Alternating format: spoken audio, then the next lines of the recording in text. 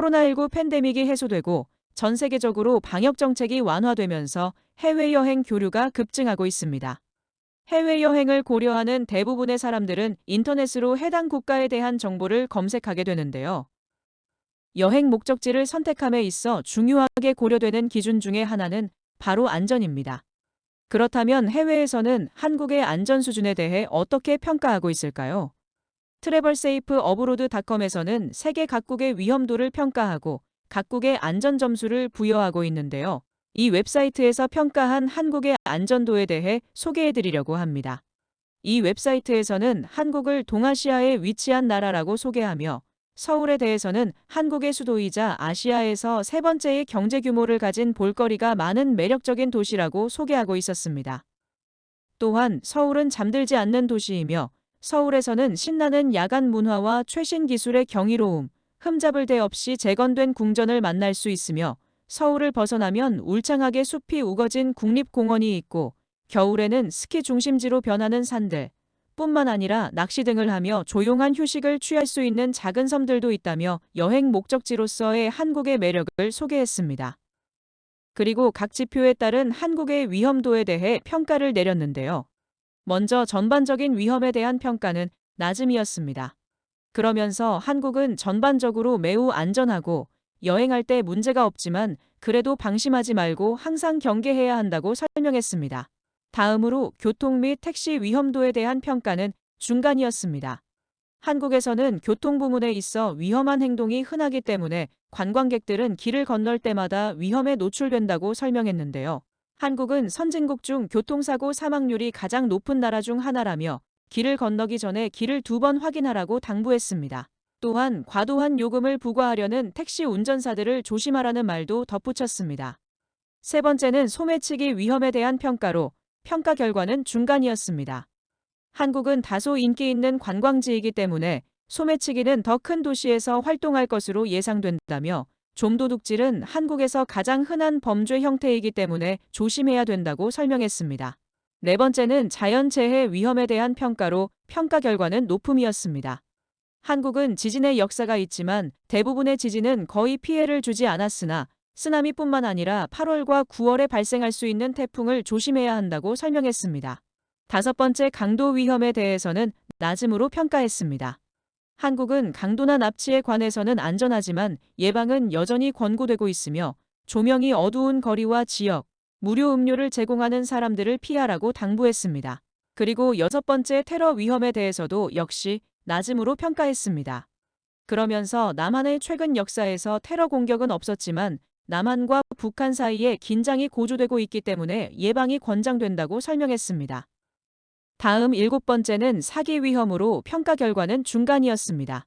한국의 거리에는 사기꾼이 많기 때문에 누군가가 당신을 속일 위험이 있다고 말하면서 그중 가장 눈에 띄는 것은 소녀들이 관광객들에게 영어로 대화하는 연습을 하고 싶다고 말하는 찻집 사기 사건인데 보통은 엄청난 비용을 찻집에 지불해야 한다고 설명했습니다. 그리고 다른 형태의 사기는 대부분 카페와 식당에서 바가지를 씌우는 것이며 관광객만을 위한 별도의 메뉴판이 있을 수 있다고 말했습니다. 여기에서 말하는 찻집 사기 사건은 상하이와 베이징에서 발생했던 여성들이 외국인들에게 영어에 관심 있고 대화를 하고 싶다면서 접근하는데 이때 함께 찻집으로 향했다가 차 한 잔 값으로 1,000에서 2,000 위안을 지불하게 한 사기 사건을 말하는데 이것이 한국에서도 일어난 일인지에 대해서는 확인하지 못했습니다. 마지막으로 여성 여행자의 위험에 대한 평가는 낮음이었습니다.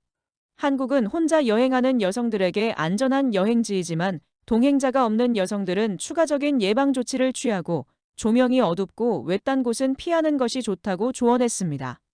해당 사이트에서는 결론적으로 한국은 방문하기에 매우 안전한 나라이며 범죄율은 미국보다 훨씬 낮고 대부분의 유럽 국가, 일본, 싱가포르, 홍콩과 동등할 뿐 아니라 폭력 범죄도 드물다고 설명했습니다.